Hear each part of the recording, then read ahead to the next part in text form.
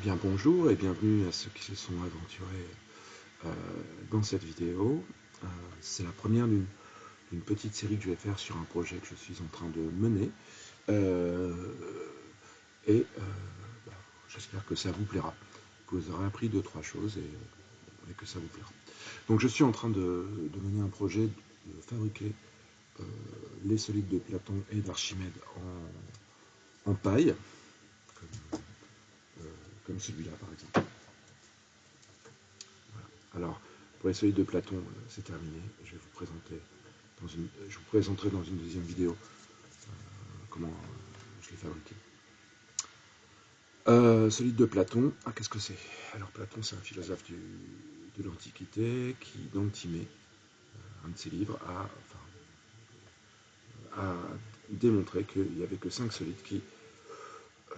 types de solides qui respectaient certaines contraintes. Donc la contrainte du solide de Platon, c'est toutes les faces sont des polygones réguliers. Ici, vous voyez, un triangle équilatéral. Toutes les faces sont identiques, de même taille et de même forme. Toutes les faces sont des triangles équilatéraux de même forme. Autour d'un sommet, donc un sommet, il y a le même nombre d'arêtes. Donc ici, vous voyez, un sommet, 4 arêtes. 4 arêtes autour d'un sommet, toujours 4 arêtes autour d'un sommet. Et enfin, il est convexe, c'est-à-dire qu'il n'y a pas de trou. Alors c'est-à-dire que voilà, un polyèdre non convexe, si je prends un point, 2 points quelconques de ce polyèdre, je ne suis pas sûr que le segment soit à l'intérieur du polyèdre. Alors que s'il est convexe, vous prenez 2 points à l'intérieur du solide, donc ce point-là et ce point-là, le segment il est à l'intérieur du solide. Voilà. Donc c'est avec ces conditions, Platon a démontré qu'il n'y en avait que 5.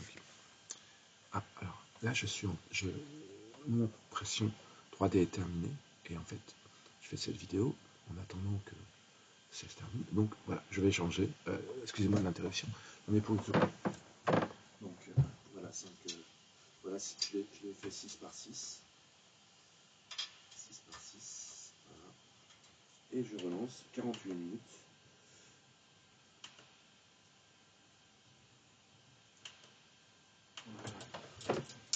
Cette vidéo, en fait, voilà, là j'ai 6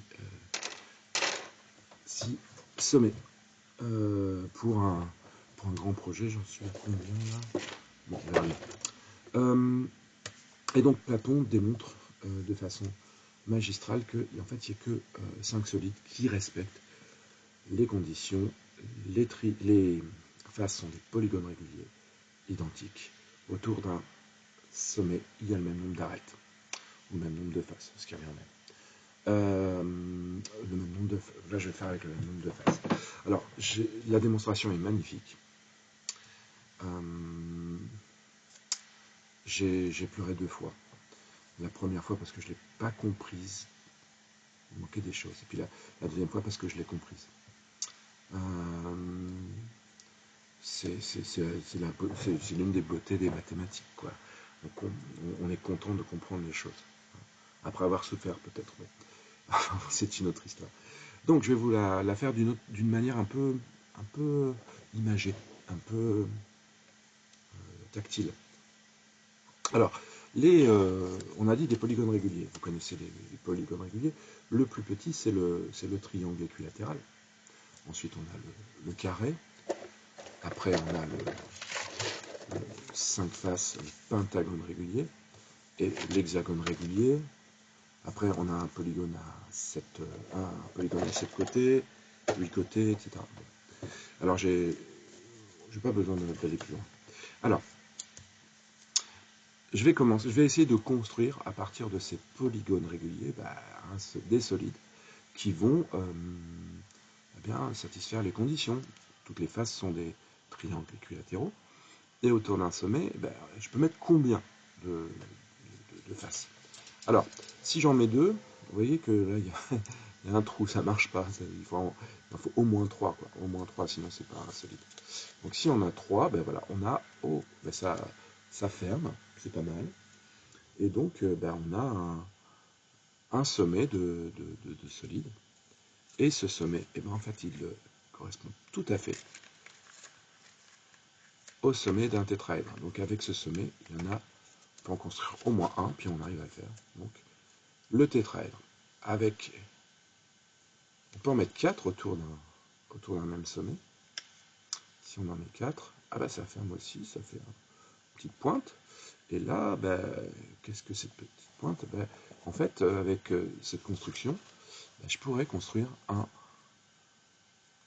c'est le sommet d'un octaèdre, d'un solide. Voilà, celui-ci, c'est le D. Alors, ça marche. Après, je vais en mettre 5. 5 autour d'un sommet. Là, ça ferme encore, ça fait une petite pointe. Hein. Et là, qu'est-ce que je peux faire? Ben, je peux dire, si tous les sommets sont ainsi, eh ben, ça va faire un autre solide qui va être le l'icosaèdre. Donc le solide à 20 faces. Enfin, en tout cas, je peux peut-être en construire un, et en fait j'arrive.